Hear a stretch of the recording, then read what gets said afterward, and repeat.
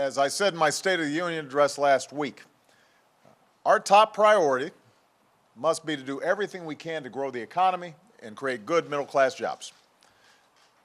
That's our top priority. That's our North Star.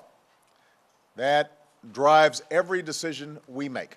And it has to drive every decision that Congress and everybody in Washington makes over the next several years. And that's why it's so troubling that just 10 days from now, Congress might allow a series of automatic, severe budget cuts to take place that will do the exact opposite. Won't help the economy, won't create jobs, will visit hardship on a whole lot of people. Here's what's at stake.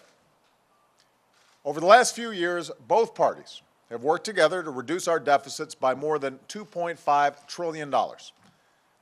More than two-thirds of that was through some pretty tough spending cuts. The rest of it was through raising taxes, tax rates on the wealthiest 1% of Americans. And together, when you take the spending cuts and the increased tax rates on the top 1%, it puts us more than halfway towards the goal of $4 trillion in deficit reduction that economists say we need to stabilize our finances.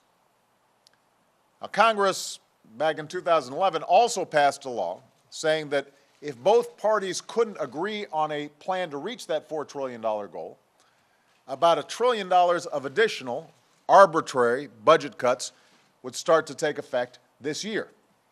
And by the way, the whole design of these arbitrary cuts was to make them so unattractive and unappealing that Democrats and Republicans would actually get together and find a good compromise of sensible cuts, as well as closing tax loopholes and so forth. And so this was all designed to say, we can't do these bad cuts, let's do something smarter. That was the whole point of this so-called sequestration.